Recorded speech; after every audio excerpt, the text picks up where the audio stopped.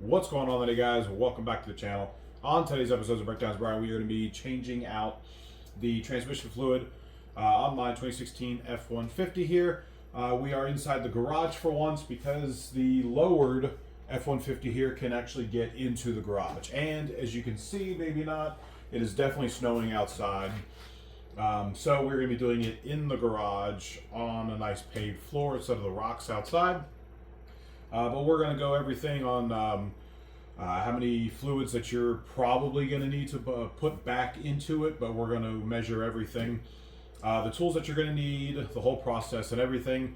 Real quick, if you're going to want to check your transmission fluid, the transmission fluid has to be up to temp. Not just the truck itself, the transmission fluid, which probably means you're going to have to drive it for at least 20 minutes. To really get everything circulated in there. And then we will go into the truck real quick and I'll show you how to at least check the transmission. For the moment, we are going to jack the truck up because it is lowered and I'm definitely not going to be able to fit myself and everything else under there, especially the pump that I'm going to be filling the transmission with. Everything here, I'll put a link in the description. I got most of it from Rock Auto. This side of the things, it was about $20 for the filter. I think the fluid itself was probably half, maybe like 25 bucks. I think normally it's about 35 bucks. If you were to go to the auto parts store, it might even be a little more, rather than say on Amazon or Walmart. I did get a pan with a drain bolt in it. It came with the gasket. The gasket's okay. It's a little rubber gasket, so it's not the metal one or the aluminum one that normally comes with. But it is nice. I believe I got this one off Amazon. It did come with fresh bolts, which is also nice. The truck has 100,000 miles on it. The black truck that I have outside has, I believe, 110,000 miles. I started getting that torque converter shutter. So I put that shutter fix in, which everybody recommended to be an instant fix, and it really was. I haven't had that. I drove around, I'll say this, I drove around with the instant shutter fix in the transmission, which is the same one as this one, for 9,000 miles until I had the opportunity to change out the transmission fluid. Because in the turbo trucks, they have issues with the cooler lines as well, the transmission cooler lines. So I wanted to replace all of the lines there. This one here doesn't have that same setup, so I'm not going to worry about the transmission cooler lines here. But like I said, I'll put a link in the description. Now this one here, I think in total it was only, I want to say like $30 or $40. You can get some that have like the grooves and all that in it, and it's about, you know, anywhere between $20 just for one without the drain pan up to like $300. I just wanted this one here just so I could have a drain plug, so I could maybe every 2 or 3 years drain it and then just fill it back up. Realistically, when it comes to here's the part number real quick for that, for the filter here. Realistically, your first, 5-10,000 miles on your vehicle is going to catch anything that's going to be in here. So I'm only going to change this one here, and that's probably the last time I'm going to change the filter because I have this. So any of the gears that are grinding together or touching, little metal shavings are going to come off. That's going to be caught in here from the first time you drive the vehicle to about 10,000 miles. So realistically, you don't really need to change it out more than once.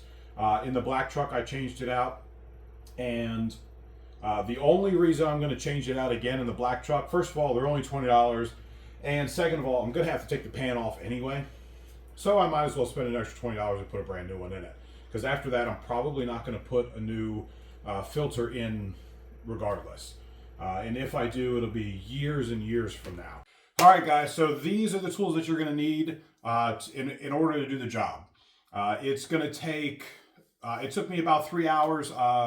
because of all the filming and having to stop and move the camera, put the camera on a different stand because I'm under the car or under the truck, this, that, and the other thing. But what you're really going to need is an 8mm here. You're going to need a 19mm with a ratchet, and then you're going to need an 8mm at least with a extension on it. I've got just a 3/8 power tool there to get it down.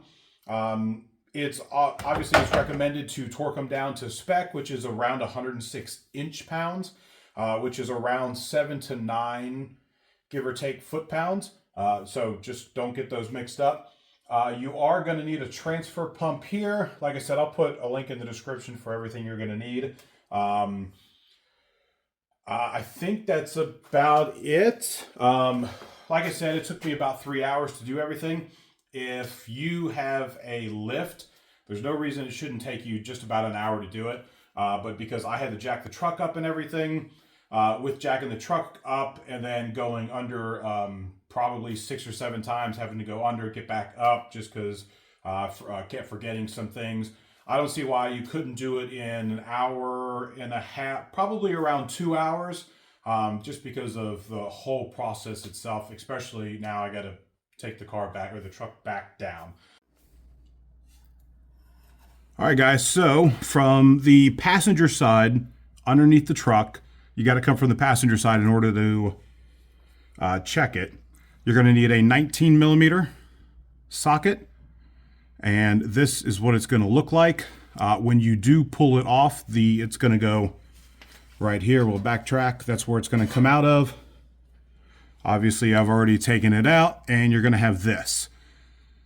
Here's going to be your dipstick. You're going to want to make sure that it is up to temp and the truck is still running. What I say up to temp, I believe about, 190-ish is about up to temp. It may drop to about 170 or 185 when you're not driving it. The only issue, as you can see here, is this is going to be your converter here. So that's going to be the issue, is trying to get your hand up under here, especially since I've got it jacked up right now. It's a little bit easier, but if you don't have anything, if it's just like a leveled vehicle, you're going to have issues not burning yourself here because, like I said, it has to be running. You have a, I don't know if it'll show it, you have an A and a B, and you want to be basically in between the two.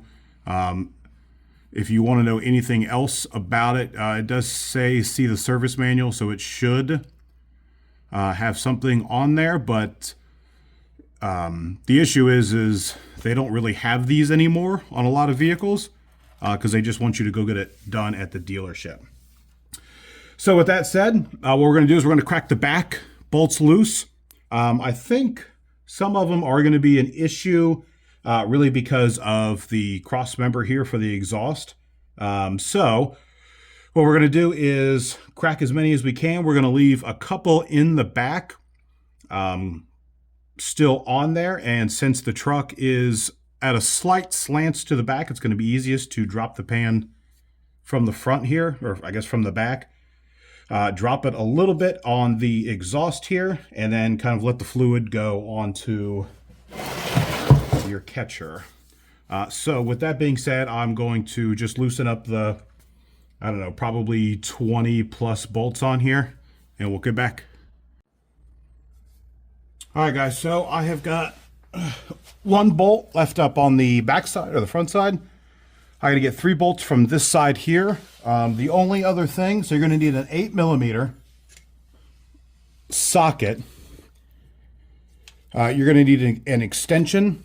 I think this one's about a 4-inch to be able to get that up in there. Even with this one, I wasn't able to get it without the extension. And then right under the cross member for the exhaust is going to be 2 bolts, one on each side. You're just going to need an 8mm little ratchet there to get those out. I've got the catch-all here. Now it should stay, even if I have all the bolts out, but I'm going to take these out here, and then I probably have to put a screwdriver in between here and give it a little prying action, but let's see real quick.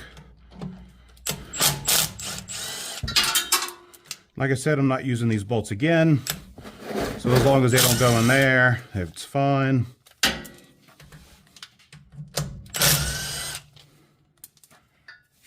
All right, so we've got a little drip action. And obviously with the cross member here, it's going to get on the exhaust, but if the truck isn't hot, you should be okay. Maybe even put something on here, because as soon as I break that other one free, it's going to drop. So I'm going to jump on the other side real quick and get that one. All right, so from what I can see just here, it does look pretty black.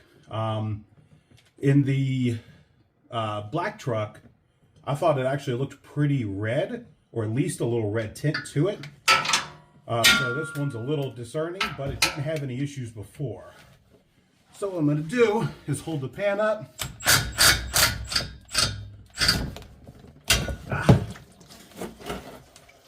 Just like that.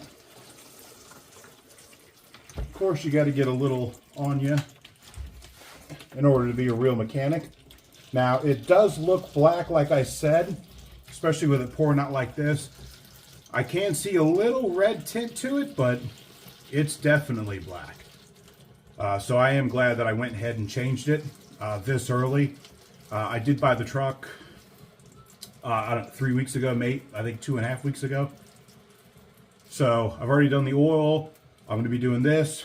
I do have a diff cover. Actually, for this one, the diff cover is actually a little hard to find. A drainable diff cover. It's a Super 8.8, I believe.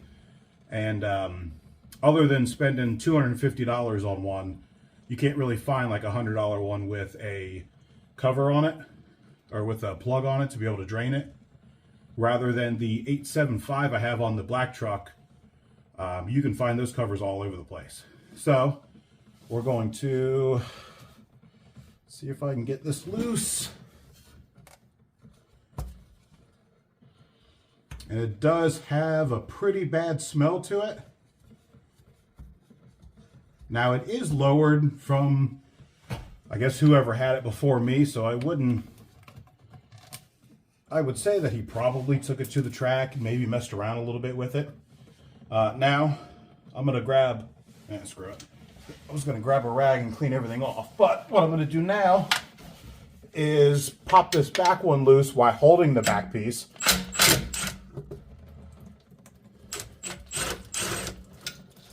So now I got all the bolts out, and I'm just going to hold the back of it here.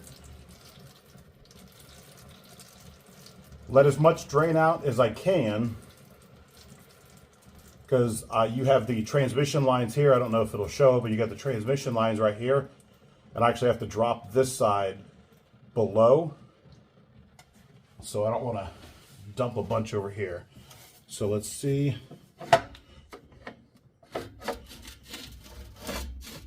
If I can drop this.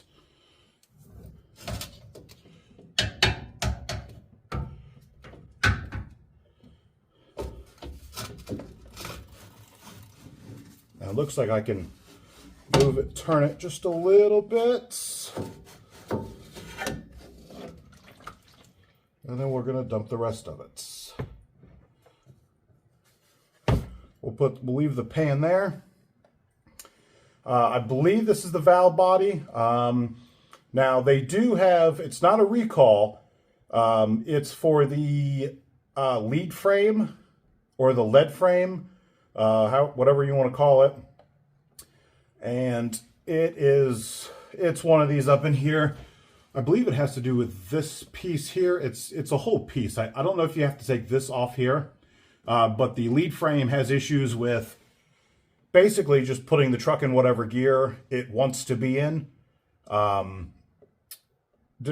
Whether or not you're going fast, whether you're not going slow. So if you're ever like on the highway and then it drops into like fourth gear or something, the lead frame is going to be the issue. I've talked about it in the past, but hopefully with just changing out the fluid kind of regularly now, since I have the drain plug, maybe I won't have any issues with that. Now, like I said, I do have it dropped from the back, so the back's a little bit lower than the front, so hopefully I can get maybe a little more fluid. But you're only going to be to put about 7 or 8 quarts back in. What I would do is, mainly what I would do is measure what you've taken out now and then put that exact amount in. Now, I think I was a little over filled because I added just a little bit because it was a little low when I bought it. So, yeah, so we're going to measure that real quick. It's probably going to be around 7. And you also have to know that when you put the oil in and then you measure it with the dipstick, it's not going to be what it's supposed to be. It's going to be lower because once the fluid gets hot, the fluid is going to expand, and your, say, 1 quart just got a little bit bigger, if that makes any sense. So once again, I would drive it around, obviously, make sure it gets hot, and then check it again. That's why I say try not to put about 8 quarts in, because I think that's what I put the black truck in, and then I ended up taking a little bit out. So with that being said, we're going to try to measure this. As you can see, I did get some of it. Well, you can't see it now. I did get some of it on the floor, basically because of the exhaust here. But we're going to wipe all of this stuff down. Now, I didn't change the lead frame or the lead frame in any of the trucks, and I haven't had any issues. The black one now is at 155,000, and this one is just about to roll over 100,000. So I figured I'd go ahead and change it anyway.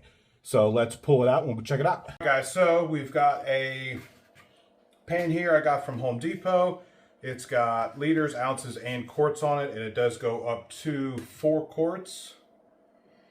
So we are going to dump this into here, and then I'll dump it, depending on how full it gets, what I'll do is I'll dump it in my container over there that I normally take to work and dump the oil out into.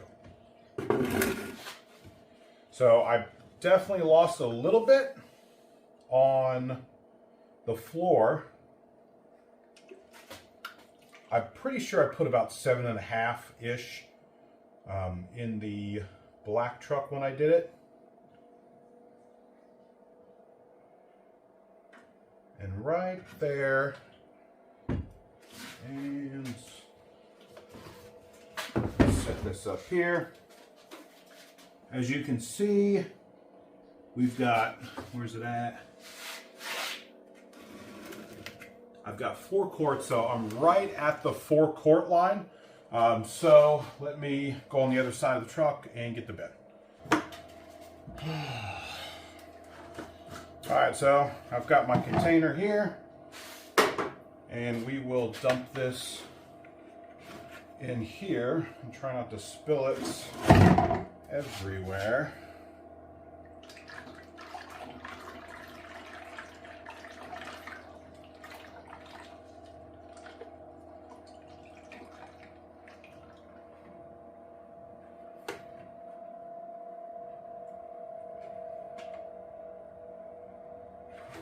Bottom there looks pretty clean. And we'll repeat the process. This shouldn't take all of it up.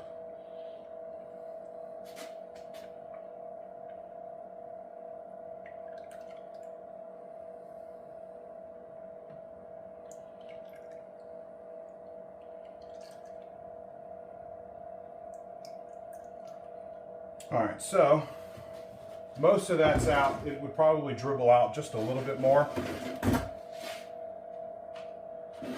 But it looks like we are on just below 2 quarts. So it looks like, yeah, just below 2 quarts. So at minimum, I'm going to put 6 quarts back in it because what I dropped on the floor down here, what was still left in here, and a little bit in the filter, at least put up to about 6. So, like I said, I believe I put a little bit more in it in the black truck, but we're going to stick with 6 here. Now, another good measure is when, I believe the truck itself holds like 12 plus quarts. So as soon as you put this in there, you know, the little measly half of what it actually takes, and don't quote me on the 12, but what half of what it actually takes, it's just going to mix in with that, with all that old stuff. So I know a couple of guys that drain and fill it regularly. I won't say regularly, maybe like once a year, because once you actually drain it and then fill it, it's just going to redo, it's just going to mix back in with everything. So realistically, if you really wanted to get most of it out, you would probably do 3 or 4 transmission flushes, not flushes, transmission pans. Real quick, the difference between when they flush it out, what they do is they hook a pump up to your lines, and they will force air into one of the lines as it goes all the way through the truck after they drop it, and it will come out the one. So you're getting a lot more fluid out than you would just drop in the pan. But the issue is, if anything is, any kind of material or anything is stuck in a certain spot, you never know where that compressed air is going to shoot anything out. Any might move something, or you know, a couple, maybe some dirt, whatever may be in here is going to flush that out. So a lot of people say if you're going to do a transmission job, just drop the pan, whatever you get out of it, put back in and be done with it. But I know a lot of mechanics that say I've never had an issue with the transmission after I've done it, but whatever. This is what I'm going to do with my trucks and all of my vehicles. All right, guys, so we have the Transpan up here.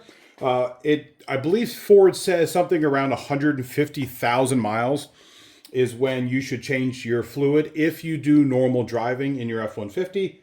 I would definitely start changing it about maybe 60 to 75,000 miles. And then about every 30, I believe after that it says like 30 to 60,000 miles. Now, if you tow with it, I would definitely change it about 50,000 miles or so. And then about every 30 to 50,000 miles, I would change it. And that's based, I don't tow with any of my vehicles, but that's what I'm doing. I'll be putting that plug here so I can just drain it from here and I don't have to do all of this.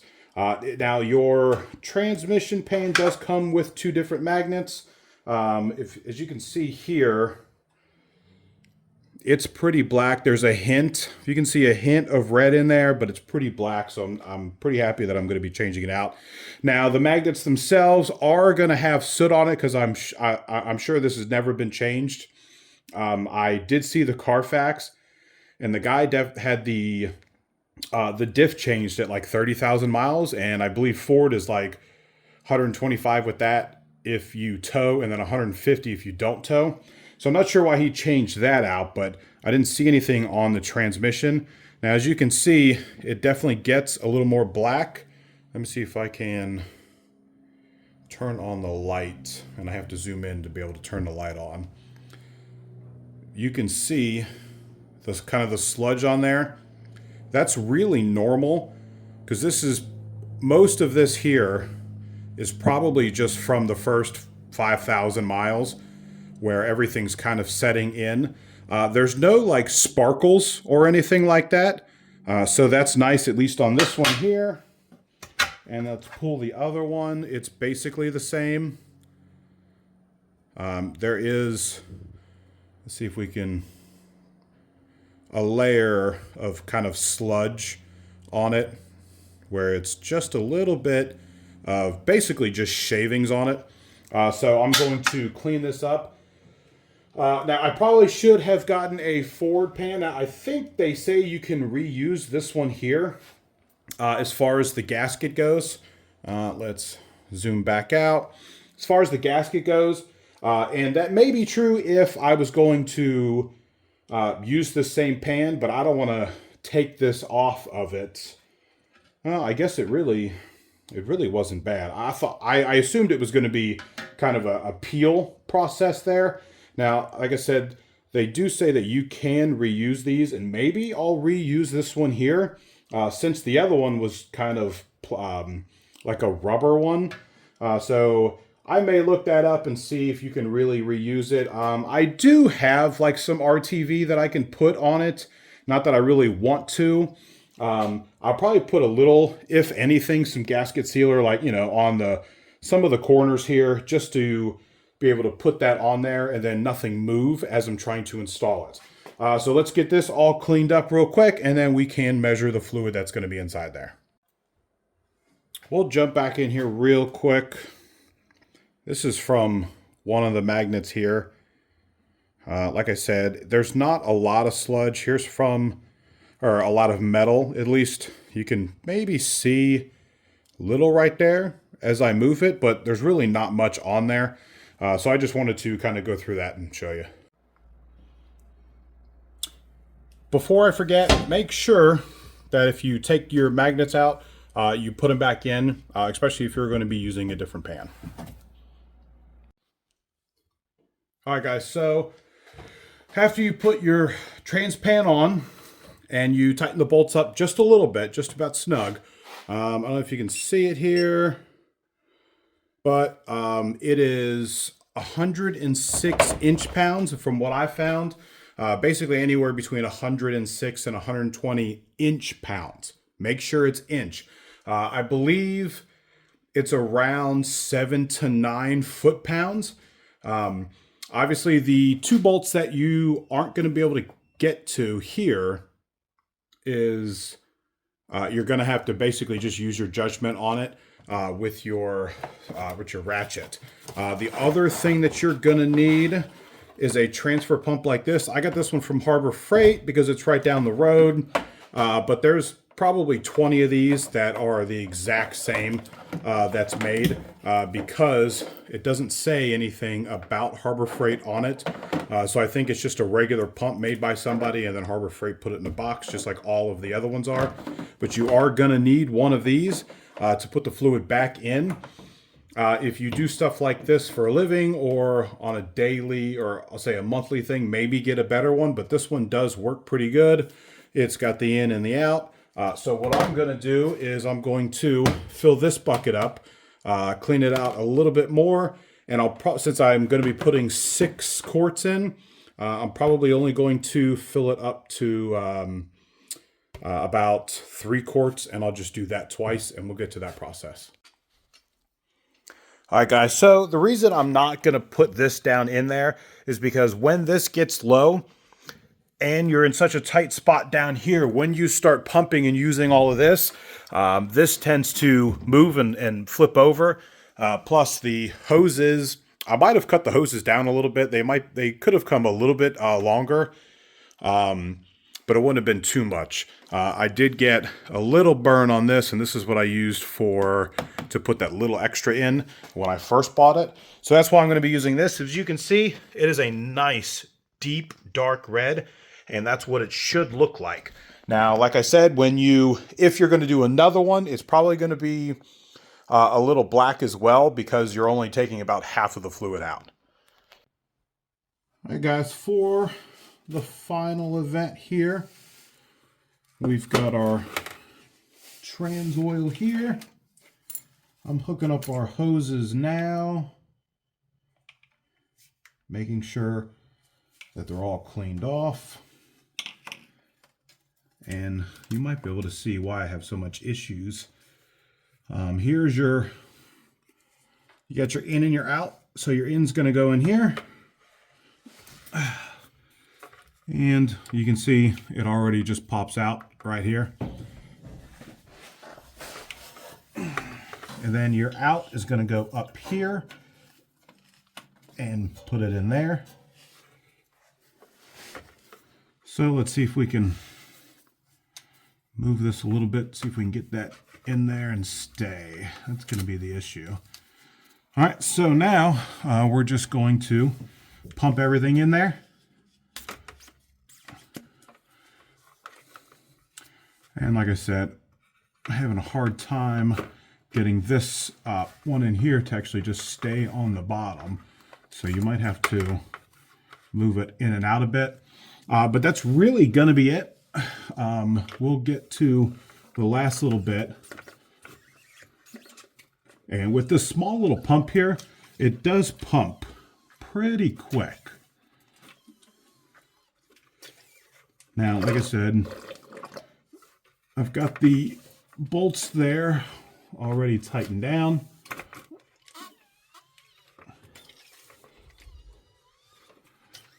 So I'm not going to film all of this because, like I said, this stupid thing here is causing me issues having to put this thing all the way down in there, pump. Alright guys, so we got the truck all buttoned up. I did fill it up almost to the top, where it was, you can kind of see it kind of coming out at the very top. So what I'm going to do is I'm going to drive it down the road, get it about up to temp, bring it back in. Obviously with it still running, crawl under the truck and check to see if the fluid level is okay.